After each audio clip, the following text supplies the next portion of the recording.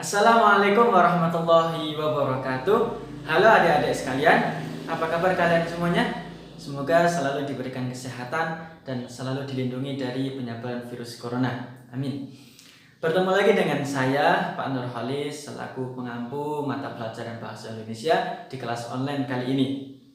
Pada pertemuan sebelumnya, kita sudah belajar tentang KD 3.3, yaitu mengidentifikasi teks narasi dan lain sebagainya. Kemudian pada pertemuan kali ini kita mau belajar tentang KD 3.4, yaitu mengidentifikasi surat pribadi dan surat dinas.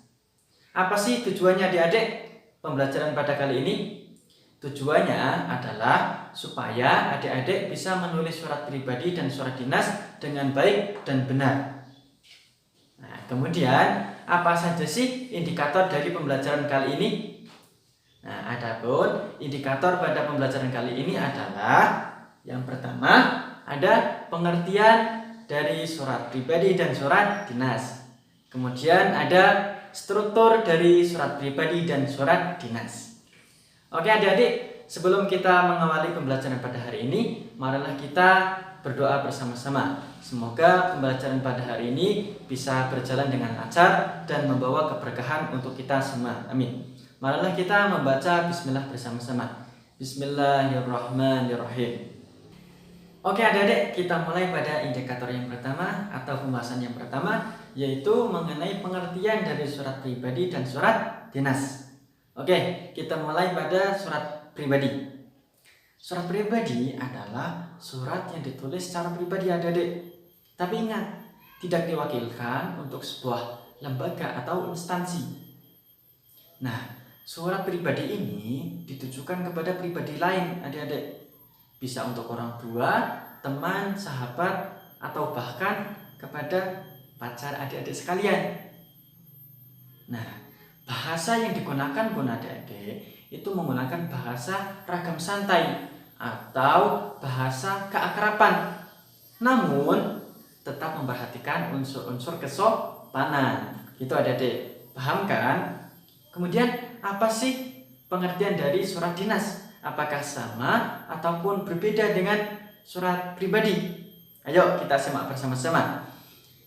Surat dinas adalah surat yang ditulis oleh pribadi atas nama lembaga atau instansi untuk keperluan lembaga dinas dan ditunjukkan kepada pribadi atau lembaga yang lain adik-adik.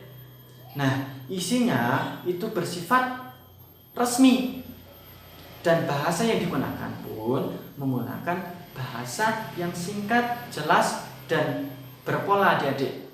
Nah, paham kan? Nah, dari sini kita bisa membedakan adik-adik antara surat pribadi dan surat dinas. Paham kan adik-adik?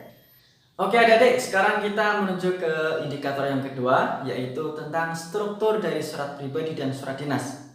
Apa saja sih struktur dari surat pribadi dan surat dinas? Apakah sama atau berbeda? Ayo kita simak bersama-sama. Kita mulai dari surat pribadi dulu ya adik-adik.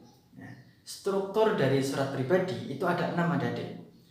Yang pertama ada tanggal surat. Yang kedua ada alamat surat. Yang ketiga ada salam pembuka. Yang keempat ada isi. Kemudian yang kelima ada salam penutup. Kemudian yang terakhir, yang keenam itu ada pengirim atau nama pengirim. Nah, mudah kan adik-adik struktur dari surat pribadi. Kemudian struktur dari surat dinas, apakah sama atau berbeda? Ayo kita bahas bersama-sama. Adapun struktur dari surat dinas itu ada 12 adik-adik, lebih banyak dari surat dinas. Nah, yang pertama itu ada kop surat atau identitas dari surat adik-adik atau surat yang dibuat. Kemudian yang kedua ada nomor surat. Setelah kop surat di bawahnya itu ada nomor surat. Nomor keberapa surat tersebut itu dibuat. Nah, kemudian yang ketiga itu ada perihal dan lampiran surat. Hal apa yang akan ditujukan atau diinformasikan di dalam surat tersebut. Kemudian yang keempat itu ada tanggal surat adik-adik. Tanggalnya harus tepat sesuai pembuatan surat. Kemudian yang kelima ada alamat surat. Nah, alamat surat ini menjadi hal yang penting supaya penerima itu mengetahui surat itu berasal dari mana dan dari siapa. Kemudian yang keenam itu ada salam pembuka. Nah, setelah ada alamat pengirim, di bawahnya ada salam pembuka. Atau biasanya kalau orang Islam buat itu assalamualaikum, atau secara umum itu salam gitu. Itu sudah cukup adik-adik. Nah, kemudian ada pembuka surat. Nah, setelah salam pembuka itu ada pembuka surat. Pembuka surat itu adalah adik, itu prolog surat atau pengantar surat sebelum ke bagian isi. Nah, biasanya itu di bagian pembuka surat itu adik-adik menjelaskan tujuan dari adanya surat tersebut. Kemudian yang ketiga itu baru isi. Yang ke-8 baru isi. Kemudian yang ke-9 itu ada penutup. Nah, setelah ada salam pembuka, terusan isi, kemudian itu ada penutup. Nah, penutup itu menjadi bagian akhir atau kesimpulan dari adanya surat tersebut.